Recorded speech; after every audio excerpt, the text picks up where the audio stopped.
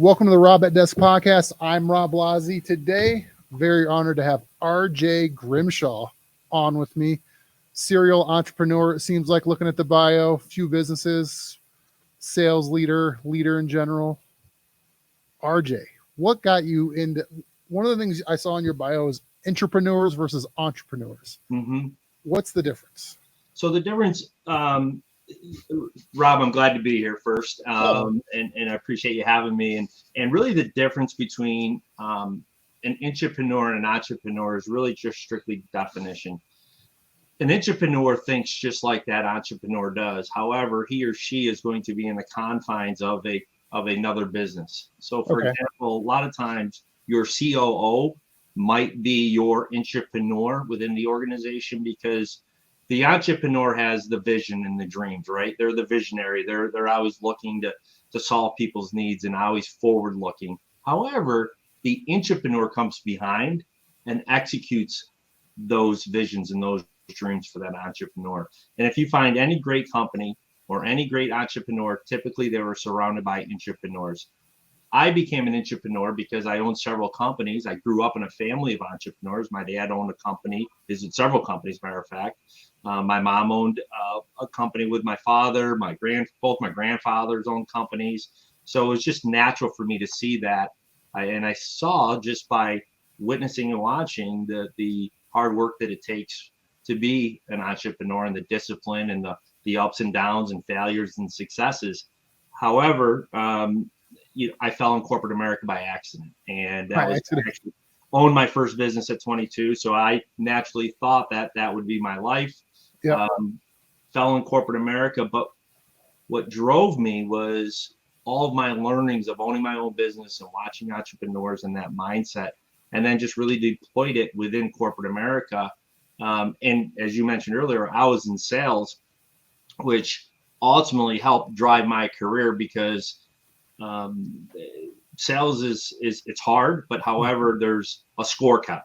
And if you're winning or losing, and then a lot of it's luck, just like in sports as well, who you're surrounded yourself with, and being at the right place at the right time, and also some struggles during the 01, 2001, 99, 2000, 2001, and then we experienced it again in my industry in 08, 09, in 2010, and who knows what we're going on right now with the inflation that is over our country, and the war and supply chain. What we do in my company today is we finance equipment. So if there's no equipment in the market, we're out of business. I was going to ask you about that, because you're relying on other people's businesses to do well, or at least in the growth mode. Mm-hmm. What with like the inflation and supply chain, what issues are you guys seeing in your guys' business? Because the quick recap, you guys help finance equipment for, like, what type of businesses would you typically work with? So we finance, our main why and drive is really helping small to medium-sized businesses across the country. And everyone has a different definition of small business, right? If you follow the SBA, it's up to 250 employees, which in my mind is not a small business. That's a huge company. That's a larger company. Our real core is that employee, or that company that's probably between 5 and 100, maybe. Not saying that we don't do transactions for bigger companies. And a lot of the equipment that we're doing is, so let me back up and answer your question specifically on the supply chain. So during COVID, and when COVID first started, we were very nervous in terms of the effect that it would take on our portfolio. We have approximately 6,000 customers that we have financed at any given time in our portfolio, but we've been in business since 1978. So we've helped hundreds of thousands of companies over the last 42 years. However, now back to COVID, we put in place that we would be extremely proactive with communicating as business owners would call in. And if we all remember back, there was just so much uncertainty of what was going to take place. We knew that there was going to be challenges. However, not in a million years. And anyone that says that they saw this coming, either they're, I don't want to say a liar, but no one could possibly imagine what we went through. Yeah. No, when people say, like, I saw this coming, it's like, but you're also saying the world was going to end. It's one of those where it's like, the doomsday person that says 100 things are going to go wrong and one of them does, and they're like, see, I was right. And you're And like, they but you're claim that. wrong. It's like the Nostradamus effect. It's like, but you were wrong 99 times. Remember, a clock's twice is correct twice a day. So yeah, it's like to scream you are correct is like, yeah, I got it right. It's like the gambler who finally wins the sports book bet, where it's like, yeah, but the book beat, the sports book beat you, 9 times before that. the ratios are not in your favor, and you can beat your drum on the one win, which is fine. But if you look at the true analytics of it, it wasn't successful. Yeah, no, it's like they cherry pick their data. Yeah, exactly. And well, we could really go down a rabbit's hole with that, with that in terms of COVID and the data that was provided to the public over the last couple of years and continues to be. But back to your question in terms of supply chain. Yeah. What took place was, it was, let's say Q2 and Q3 of 2020, a lot of businesses weren't buying because they weren't sure in the uncertainty. But then we started to see the everything pick up because of the PPP and everything that the government was doing to assist companies. And really, so many companies were really at a crossroads. It's either grow or somewhat pivot to what their business is and enable technology and things of that nature. Yeah.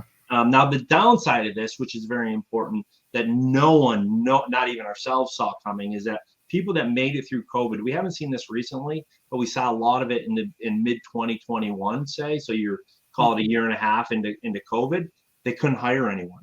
And I'm talking about long established businesses that made it through COVID, adjusted, and then they were let's call it employee heavy, very sensitive that they had to have employees. And I'm not talking about restaurants or things of that nature that we're all aware of, but there was one company in particular in the Chicago market that does live events and carnivals, where they would set up all the fencing and all of the infrastructure for a live a concert or things of that nature. However, that takes bodies and that takes human capital to be able to do that. And it's not going to get undone. It's not going to get done by AI anytime soon. AI, robots, it's a people business. And the owners of the company, again, made it all the way through, and they decided just to shut it down and not sell it, just unwind it and add another customer in North Carolina. However, though, with 6,000 customers, those are the two, that of course pop in my mind. Back to the question again. So we saw that. And then what we saw was a sense of urgency. Now, however, this year now, the price of, we're actually financing more used equipment. Okay. But the pricing of that equipment is just so far, it's anywhere between 20 to 75% over a used value of just a year ago. Wow. And these business owners are in a tough predicament because, so say if they own a construction company, and maybe it's a dirt moving company. So real basic, very important. And we all know that we were talking before we got on air here about all the building that's taking place and the infrastructure. Well, you need equipment to do that. And the equipment, the used equipment continues to increase in value, but there's limited supply. So these business owners they have to pay it. And we even have these conversations where we'll say, for a long-standing customer, we'll say, are you sure? Are you really? We're not questioning, but are you sure? And they say, here's the alternative. If I don't buy the additional pieces, I can't take on the additional work. And we'll make it up in other ways or cut in other ways. So it's just an interesting situation, and we monitor it on a daily basis, because the last thing we want to do is put a business owner in a bad situation. And the easiest way to explain that is a consumer that's buying a car and they finance it for a long term. So let's say 72 months or 84 months. And we all know that car, when it goes over the curb, depreciates whatever percent you want to pick. We want to ensure that these business owners just aren't making decisions, or we're trying to help them do it wisely with either putting money down into the financing so they have a little bit of equity into the asset. So it's just a very interesting situation. Now, Rob, and I'm running on here, but this is really the bookend of that. Now we're in a raising rate environment. Oh, yeah. right? So that's a whole nother element where people are trying to, if they order their pieces, we're starting to see people order new equipment again, or Yeah. look out in the future. However, they want to try and lock in their rate today, and maybe the equipment's not going to be delivered for another 8 to 12 months. Oh yeah. So that's an education process as well, in terms of, and the business owner, I feel bad for these business owners because they have it coming at them in all different directions. Equipment prices are going up. Oh yeah. Price of their goods is going up. Oh yeah. Now their interest rates are going up. Price of insurance is going up. So it really brings the focus into KPIs for these business owners to ensure that they're hitting on every single metric. And the businesses that aren't tracking KPIs and always managing their key numbers, Yeah. those are the ones that are going to have a tough go at it, because you let a couple of years get away from you, it's going to come up and bite you real quick.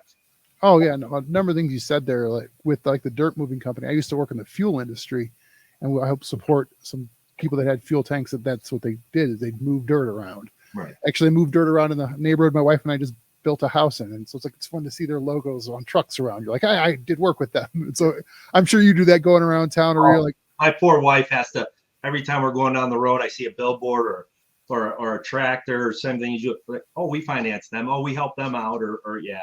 Oh yeah. No, they enjoy it, but they also chuckle. We know, Dad. We know.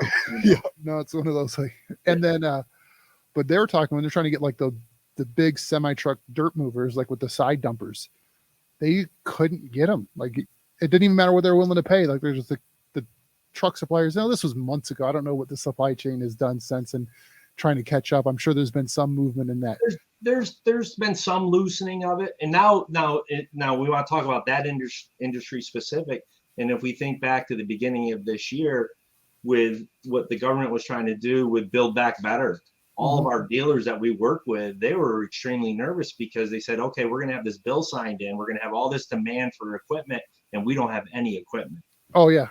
So the good dealers were actually, I shouldn't say good or bad, but a lot of the dealers we worked with, they started calling their customers and saying, hey, if you've ever thought about using or selling a piece that you're maybe not getting full potential or full utilization, bring it to our lot, put it on consignment, and we'll sell it for you, and it won't cost you anything. Yeah. The dealers are doing two things. One, they're making their inventory, their lots look like they have a lot of equipment to sell. And then also they're building that value back to their repeat customers, of at least having those conversations, where we did see a lot of our customers even per se call in to pay off. And part of our questioning is we ask why they're paying off, just to ensure it's a fraud prevention, but also, we like that data of what's taking place in the marketplace. And they said, well, this piece I bought a year ago, I can sell it now for a $50,000 profit. And we actually will ask, well, do you need to replace that? Because we want to finance that. And a lot of times they say, no, we're going to wait till the market fixes itself. So it's just extremely dynamic for business owners and as well as the finance companies and anyone that's in the current market. Yeah. No, it's amazing to watch what's going on with, like you said, like the Build Back Better. Like when I worked with the fuel company, the company I worked for actually made steel tanks and stainless steel tanks, things like that. And that, like, the fear was with the steel prices were already shooting up before that. Now all of a sudden the demand would go through the roof. Yeah. And we couldn't hold prices almost more than a day for a while.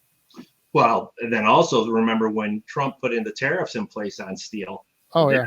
That threw a shockwave through the system as well, where people were overbuying before the taxes, and then you saw people unfortunately buying out of Canada some steel. We had a lot of our dealers buying their steel out of Canada, which kind of defeats the purpose of supporting American-made steel. But anyways, that's for another day. Absolutely. I think sales can go back to about anything, where it's one of those, like, I used to work in radio, and I had some friends that change fields, and they're like, if you know how to work in radio or like produce shows or things like that, because you're trying to be like, hey RJ, can you come on my show? So it's a sales. I'm trying to get you to convince you to give your time to come on a show. And like sales just seems like the linchpin of a lot of things. I was talking to a friend today over coffee, and because sales is just overcoming objections. We're the conduit to bring everything together at the end of the day. And my philosophy is always, from a sales perspective, it's an abundance mindset. So it doesn't matter what I'm selling, if it's coffee, if it's financing, if it's equipment. My job as a salesperson is to identify and find people who need my products, and then offer value to them and provide what they need. And it's a numbers game, just like we were talking about analytics. But I think, at least from my perspective, what's made me successful, and I try and focus on, is that really the prep work, the preparation of ensuring who I'm calling on, who I'm trying to build relationships with, who I'm trying to add value to, really do need our product. And in our world, if they're not buying a piece of equipment today, I don't have anything to offer them. We do offer other things in terms of marketing support and things of that nature to our dealers, but I've from my perspective, sales is the driver of the economy. It's the oxygen to every single company, because it's the revenue. And it's from my perspective, I think, unfortunately, it's somewhat of a dying industry. You think so? I do a little bit. And why is that? And the reason I think that is that, let's think about this. Typically, I don't know how you started in sales, or but a lot of I call them kids, young adults coming out of college, 22, 23, they go into their first sales role or first sales job. And I think today, at least a lot of organizations have cut back on true training, and it's throw them in the deep end, which part of me believes in. But however, my fear is it puts a bad taste in people's mouths, because that was their first experience. And then they say, I never want to be in sales. I don't like it. I'm not good at it. Well, you're going from a sample of one, and maybe it wasn't the right company. And that goes back to, if I loop in intrapreneurship back into this conversation, that intrapreneur, a key ingredient to be a successful intrapreneur within the company, you have to buy into the vision and the mission of the company. And if you're not aligned, it really doesn't matter if it's intrapreneurship or just a general employee. If you're not aligned with what the company is doing and the why of the company, then most likely you'll never get to the true potential that you could have. No, that makes a ton of sense with that. And like when people get it, frustrated with missing the first shot, like I coach basketball. So it's like time and time again. One of my fundamental beliefs is that if someone wants to be in the management role in any company or sales, they should be a youth coach of something. It doesn't have to be sports. It could be performing arts. It could be something. But because if you can teach teenagers, you can teach your staff. Typically, it's the same mindset. Like, it's funny, we're like, we really haven't grown up that much. It's just they want to, don't let me get embarrassed and help me be successful. Rob, I completely agree with what you just said. I actually coached hockey for 20 plus years. Oh, nice. All the way from when they're 3-year-olds all the way up to high school. They can play they have 3-year-old hockey. Well, both my boys started skating when they were 3. Yeah. Oh, wow. We throw them out there early, but it's short stints, right? You bring them where the boys grew up. You buy a season ice pass, and I'm dating myself. This is early 90s, but you buy a season pass for $30, and if you take them and they're on the ice for 10 minutes, that's fine. You're just introducing them to the sport, and then when they take off. And as I said earlier, I just actually flew back. I just arrived back from Las Vegas, and the reason why I was in Las Vegas was watching. I flew out. My wife and I flew out to watch 2 of my younger son's best friends play in the AHL against each other. Oh, nice. One just graduated from Boston College, and he plays for Henderson, and the other young man plays for Chicago Blackhawks AHL team.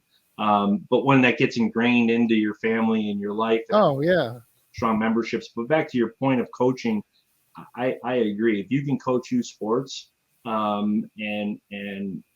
the application from youth sports to business is aligned. And matter of fact, when I coached hockey, I focused on hockey skills. Yeah. But my bigger focus was on the application of what I was teaching when they got outside of hockey, because most likely, and we're not coaching pro players.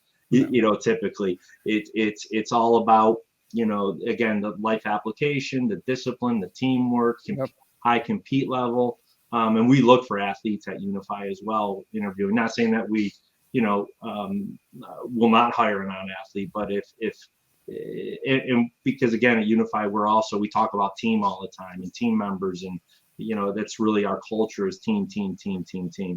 I don't know if you read there was a Netflix book out not long ago about like their corporate culture and how they do things. And they sort of went away from the family as an organization, as a business, to team, because like family, you can never really get away from. But if you're going like, hey, Rob, hey, you're a part of our team, but you know what, we got to cut you for whatever reason, but you cut them nicely. You take care of people. It's like, cause we brought you on for a reason. Well, stuff like that, where family, when they're still family no matter what their role is. So it's like, it's harder to get rid of family. And it's like, you feel like you're hurting your family. Like, well, Rob, sorry, I got some bad news about being in our family. Yeah.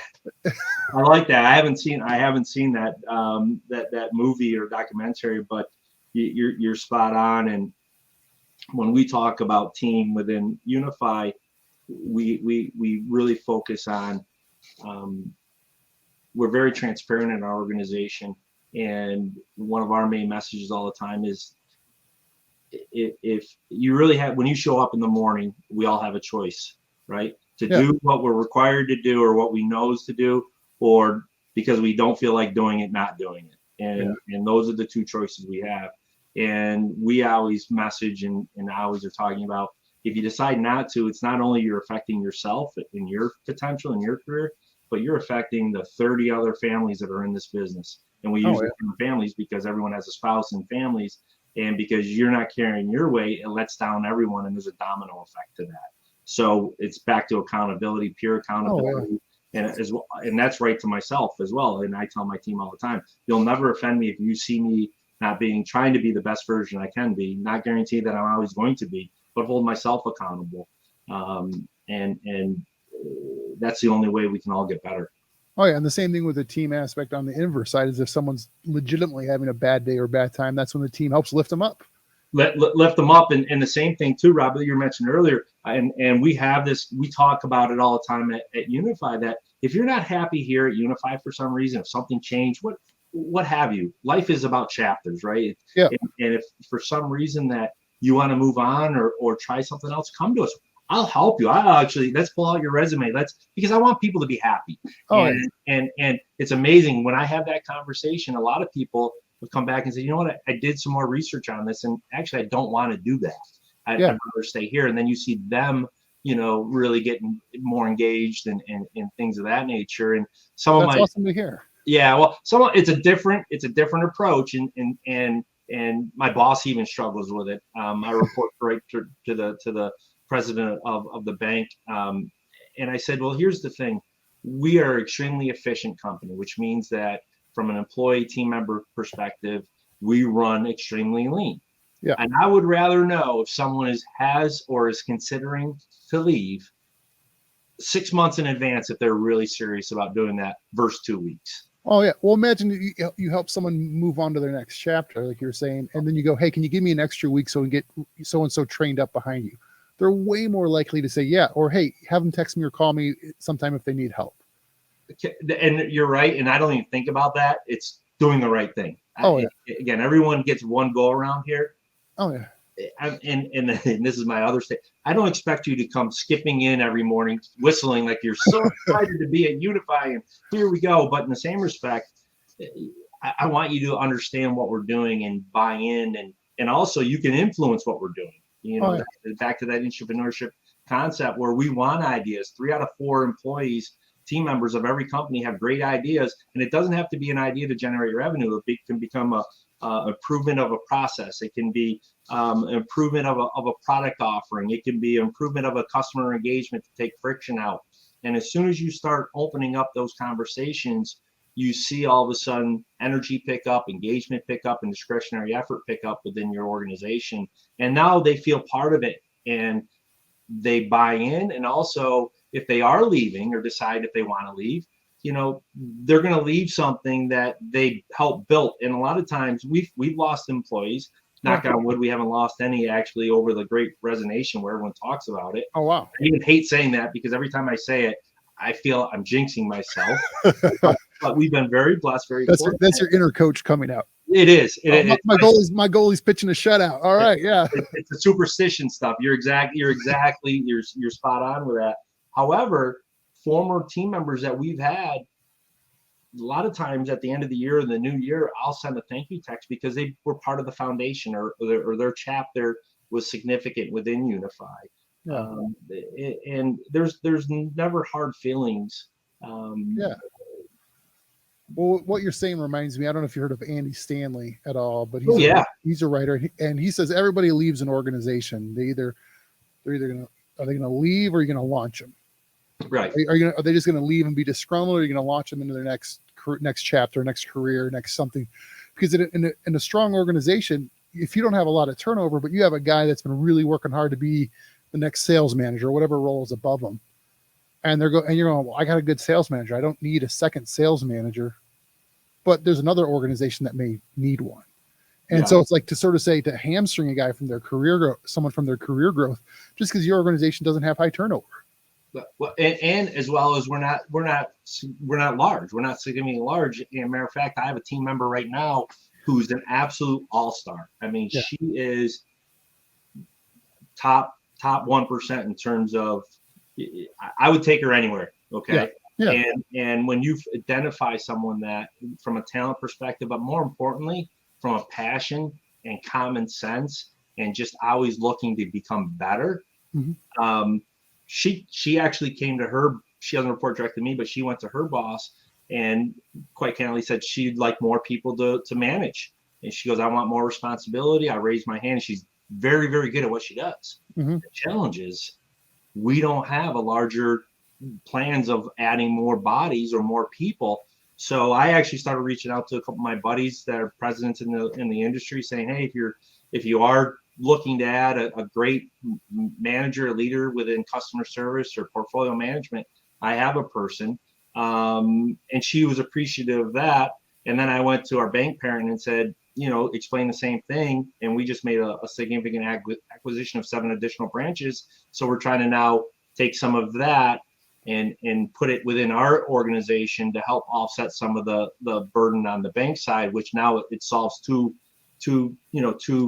opportunities with one solution. So you just have to always think about an empathy, right? If you think from an empathy perspective and think about what the person is trying to achieve, and if you try and fulfill what they're looking to do, it's gonna work for the company and work for other team members. Oh yeah, and I think from the employee perspective, is like if they don't have the trust to go tell their manager or their boss that, hey, I want more responsibility, I want this, it's like their boss can't solve a problem they don't know exists.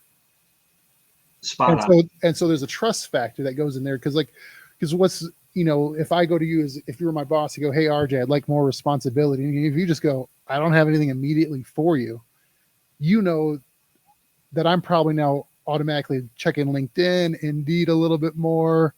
And if you say something but no follow-up for 6 months or so, I'm going that way anyway. So it's like, so it's, one's already out the door anyway. So why not at least assist them or help them and do the right thing, and or have that candid conversation where if you don't have, at least both where you stand. And we are unique. It is, and I will say, I'm sure that we have some, team members are looking that maybe they're still feel a little bit awkward of having that conversation.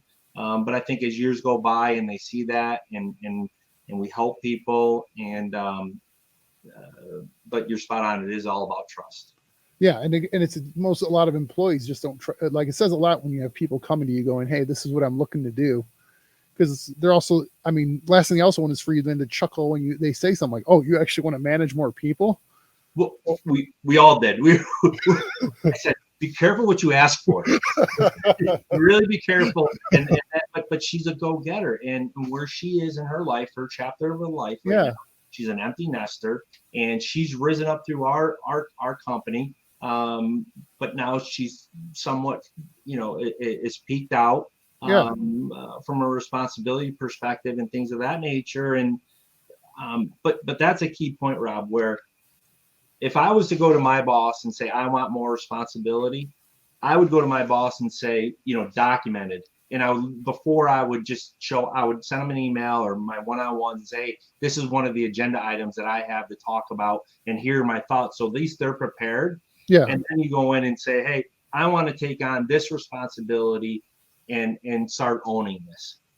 No boss in their right mind, if it's something that's not being done, is going to say, no, don't do that, if it's going to benefit the company. Oh, absolutely. And that goes back to the entrepreneur mindset. The entrepreneur is always looking for things to improve the business, initiatives to improve the business, and it is not in their job description. It is not anywhere near their job description, and they just have that mindset to always make things better. Yeah, because I haven't heard the entrepreneur term much until we talked. Right. Maybe I'm just not. You'll see it now. You'll see it now, like anything, right? Yeah. Sales and marketing. But because I think there's also that, if you can call it like that marketing premise of like, you should be your own entrepreneur. You should do this, which there's some, like anything else, like there's some truth to, like you should treat your own personal finances like you're a business, because that's what you, I mean, if you are, but there's always that, every job seems like now on the job description, entrepreneur mindset. And see, that's actually the wrong term that they should be using. In that one person's opinion. Yep. And we have actually we have data that supports this. So we did a beta test where we had this same exact job description for the same position within our organization. And what we did was we put not entrepreneur mindset, but intrapreneur mindset. Because the fear of having an entrepreneur mindset, like we talked about early on, an entrepreneur is a visionary. Yeah. Someone is always seeking to provide ideas to solve people's needs. Yep. But sometimes they lack on the execution piece. Yep. Right? Oh, yeah. So that's where you bring in the intrapreneur, which has the same type of tendencies, but they're more operational focused. Yeah. To make the company better. No, and it's a huge difference there when people see the definition between the two and the tasks of the two. Yes. And now they own it. Now they have that ownership mindset when they come into your organization. Yeah. No, that makes a ton of sense. Now you're writing a book here coming up soon as I am. I am. I'm excuse me. That's okay. I'm trying to I'll stall here for you if you need me to. Yeah, I appreciate that. So I'll give you a quick story here. Years ago, I was in a sales interview it was a media sales, and one of my pet peeves, the sales manager person goes, at this job, you have unlimited income potential. And I had gone through a number of different interviews, like for different companies through this at this time. And I just, sort of like your filter gets more and more worn down the more interviews you go on. And so I just go, well, why'd the last person leave? Did they go buy the New York Jets? And she looked at me like I was crazy and a little bit of a jerk, which was probably true at the moment. But I was just like, if it's unlimited income, these people must be just making banking and leaving. Right. And it's one of those kind of like misuse of terms, like we're not capping your commission is what she was saying. But no one wants to hear that. They want to hear you can make as much as you want. It's kind of like the intro versus entrepreneur mindset, right, where it's like no one wants to be, it's the leader versus follower. More people are followers than leaders, but no one writes a book about being a good follower. No.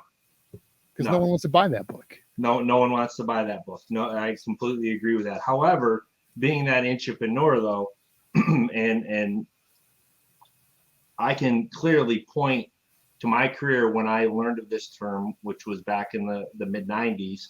And I said, I self-identified. I said, that's me. This is who I am.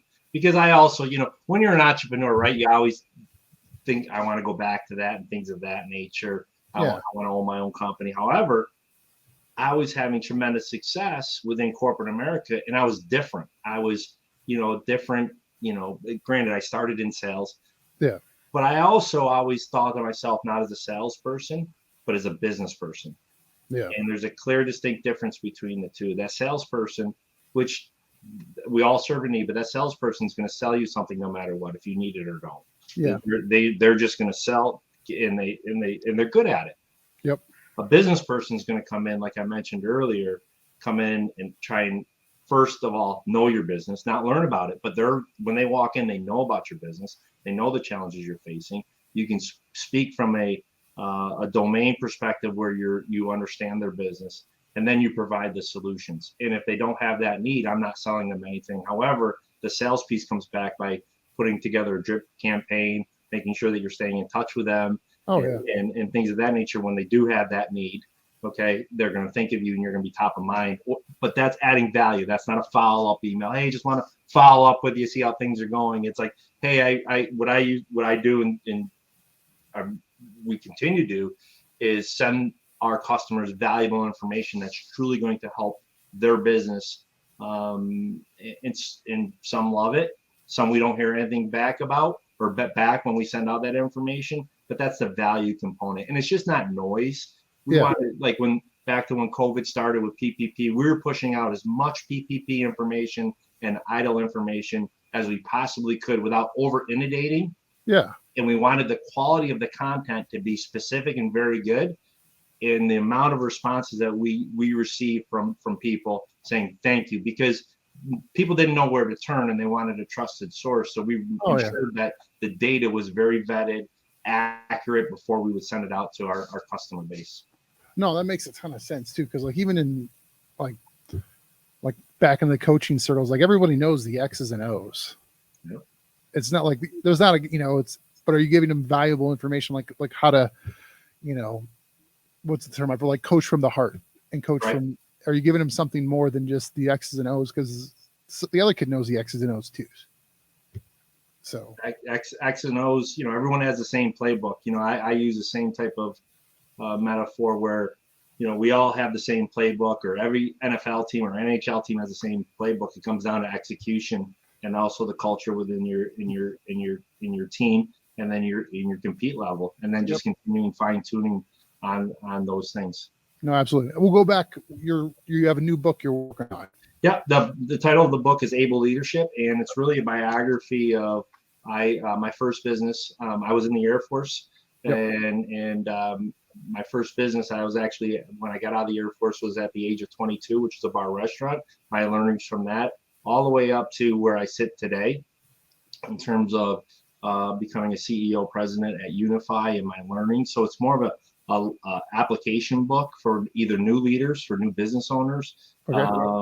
And it also has exercise at the end of every chapter of the chapter that they just read. It's going to be an extremely somewhat easy read. I had no desire to write a 100-page book. It's very difficult.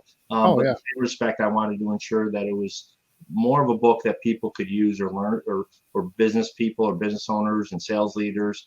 And it doesn't matter what type of company that you can at least use as a reference point. So it should be out here. We're hoping to have it out by latest end of this year. My goal is to have it out Q3 this year. Okay. And by all means, I'll make sure you get a copy of it. Well, I appreciate that. And we'll and what's the best way if someone did want to stay in touch with when it comes out? What's the best way? The best way is RJ. My website is rjgrimshaw.com. Okay. My email is rj@rjgrimshaw.com. I'm on Twitter, rjgcoach, back to the coaching, LinkedIn, but feel free to drop me a line. I'll put you on the list in terms of when it's coming out. Also, I answer all of my emails if anyone has any questions on sales, business, leadership, hockey coaching. Send me a note. I respond to all my emails. I just ask for you to be patient with me and give me a couple of days to respond. I do all my responses or respond on all my emails myself. No, very cool. Yeah. You'll appreciate this. We'll go on the hockey story. So I had a buddy who did the TV announcing for the Avs here in town. Oh yeah. And so he got me tickets one day. So me and at the time my fiance go to the game, and I don't know much about hockey. It's the same season as basketball. I'm a basketball coach, so just not. I get it. Not you just don't spend a ton of time. It wasn't popular in my friends and stuff growing up. But I appreciate sports and I appreciate hockey. We watch a game here and there. Actually, going to a game here in about a week or so out here. It's exciting, nice. And the Avs are actually good. So that's usually when the fans come out, right? Or when the Red Wings are in town. Oh, that's right. Being from Toledo. Oh yeah. So no, I hate the Red Wings though. So Oh, you do? Oh yeah. No, You're diehard Avs then. now I'm an Avs fan since moving out here to Yeah. Denver. But like when I lived in Toledo, you couldn't tell anyone was a Red Wing fan until they were good. Then all of a sudden the bandwagon flag showed up on cars. Like whenever I see those, I'm like, oh, that's the sign that they're a bandwagon fan. The flag showed up on the cars. I love it. And so, but went to the game. I didn't know anything different. And I'm getting texts about at the end of every period. He's like, oh, I'm sorry. This is the worst game ever. Oh, you had no idea. I had no clue. I'm like, oh, this guy, like, oh, he hit him. Oh, they took a shot. Okay. But it was 0-0. Like the game ended and they played like the 4-4 overtime. Okay. And stuff like that. But like, so there was no scoring, so which isn't typical actually in a hockey game. And yeah, but it had to be very interesting and intriguing for you because there's a lot of stuff going on if you don't know hockey in terms of the changes and offsides and power plays and penalty kills. And my coaching mindset, I always love the strategy. So I want to know the rules. I want to know what, like, because soccer players actually translate very well to basketball. Mm-hmm. I don't know if they do in hockey. Hockey's one of those, like, skating is such a skill that needs to be in, from a young age. I can't like, I'm sure a hockey player with spacing would translate well to soccer or basketball. But like the skill set of hockey is just so specific. It's hard that, but like the spacing idea where it's like I had a team once. I was like, I don't really have like a true offense, but I just had guys with their roles and they knew what they could do. Mm-hmm. Mm-hmm. And so it's like, know your spacing. This is where you guys are going. This is, because they didn't need set plays because they knew how their play was. Right. Or they'd call like, hey, RJ, give me a screen, or right. So it was really hard to scout. Right. Yeah, I would say because no one's going to watch film to understand what your offense is. But I want to expand on something, Robin. Yeah. You being a coach, you're going to absolutely love this and get it. Okay. So when we go as a family to a hockey game, I love sitting. It drives my family. I love sitting right behind the bench. When I say right behind the bench, like right behind the bench, where I can reach out and touch the coach. Yep. And they're like, oh, Dad just wants to go and watch the coach. He doesn't want to watch the game. Now I want to watch the game, but to the point you just said, I love watching how coaches interact with their players. Yep. I love how the strategy. I just love the people, how they react to things, how they engage with their officiating. Oh, yeah. And part of my book actually speaks of that, and it started back. I'm going to date myself here, but it started. I grew up as a Syracuse Orangeman fan. My dad had season tickets to basketball for the Big East, and this was back in the heyday where Syracuse and you had Georgetown and Patrick Ewing in those days. Patrick Ewing, Chris Mullen. I saw Michael Jordan, David Robinson. I saw when he played for Navy come through. I saw some of the greats during that generation, and there was never a better league than the Big East during the heyday. I mean, the Big East was dominant. I'm a Miami Hurricane fan, and they used to be in the Big East. Yeah, they and I remember when Miami joined the Big East, I said to my dad, I go, Syracuse is done. What kid in their right mind is going to be standing in Brooklyn or Harlem that we're recruiting and Miami's recruiting, say, you know what, I want to go to Syracuse where it's 200 inches of snow and maybe 10 degrees in the winter months, or do I go to Miami and be on the beach and live that lifestyle? Well, yeah. What's interesting though with the recruiting, because I've talked to a lot of recruiters. So like on a smaller school, like I would say a mid-major. Let's start there because like they're only really recruiting 4 hours from their school. Right. Now, when you go to the Miamis and the ACC schools, for the most part, they're more of a national, but probably more even regional to where they're at. Like a Boston College isn't going out to California to recruit a ton of kids. No. Because they just don't. They have no connection to them. It doesn't matter what they offer them. Different culture too. West Coast, it's completely different. Yeah, so it's interesting though, where the importance of a kid, no matter what level, to play where their friends and family can come see. Because I truly believe like the hour or two after the game is the most important for that kid or player, because that's the time like you take your kid. Oh, we're gonna go get ice cream. We're gonna go. It's like, and I try to coach the parents up to say like, this isn't your time to coach your kid on the mistakes he made. I go, that's my job. I go, your job is to go, hey, great effort today. Hey, maybe you go, how can I help you out if you're frustrated? How can I, it's like, but don't tell them what they did wrong. I go, because I can't tell you how many times I hear stories of a kid who got like a recruit, he was out of Ohio, took a scholarship in the, in the Northeast there. After a semester, goes, nope, I'm going to go to a small school in Ohio so I can be near my family and they can come and watch me play and we can have those moments again. Because that's what they're playing for. I completely agree 100% on everything you just said. I've lived it. I've experienced it with my older son, who was recruited heavily for hockey. Actually, Yeah. both my boys were recruited, but my second one, a little bit more talented, and was recruited. And I've also seen it with his friends that were recruited. And Yeah. you're spot on. Those decisions are usually made for that reason. Yeah. And they wanted to go to a place. And then the second point to that is, as I mentioned earlier, we live in Ann Arbor, Michigan, and up until 4 years ago, USA Hockey was based here in Ann Arbor. Yep. And they would bring in the top 20 players across the country for 17 and 18-year-olds. Oh, wow. And they would live here and play for USA. And we billeted two different years. So we had two different players that lived right with us and were part of our family. Oh, nice. And to this day, both players, we chuckle about their most favorite thing to do after the game. Are we going to eat? We're going to go get something to eat after the game. Oh, yeah. Number one, that's all they cared. Are we going to go eat after the game? That's all. It didn't matter if we were going to the game. Are we going to go eat after the game? Oh, yeah. No, it's the favorite moment for most every player is that moment after the game, win or lose. They don't even want to talk about the game. Yeah. They might, but just want to eat and yeah, I think it's the release of the anxiety of what is of the result of what happened, and they can't worry about it anymore. The result is in, and they have usually at least that night to not worry about till whatever the next game is. Completely agree with that. And so if you're a parent and it's hard, I get it. I raised two athletes, and my wife's an athlete, and but they just want love, and if they screwed up during the game, guess what? They already know it. You don't have to remind them about it. Now, effort, we might focus on that a little bit or compete, but because that's behavior, that's not, correct. So, yeah, no, absolutely. RJ, it has been an absolute pleasure here talking with you. Anything else before I let you go? No, I appreciate the opportunity to have this chat. And again, rj@rjgrimshaw.com is the email. And if I can ever do anything for anyone that's listening, by all means, feel free to reach out. Perfect. And I'll put that in the description there as well so people can find it easily. Perfect. All right. Thank you, sir. Thanks, Rob.